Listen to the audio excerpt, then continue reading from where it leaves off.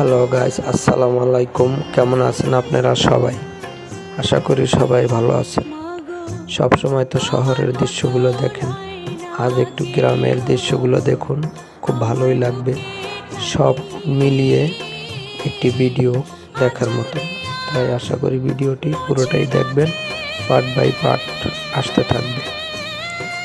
সবাই তা দেখতে থাকুন। গ্রামের সেই ছোটকালের দৃশ্য, বর্ষা মৌসুম, গৃহকাল সব নিয়ে এই ভিডিও, খুব ভালোই লাগবে, দেখুন।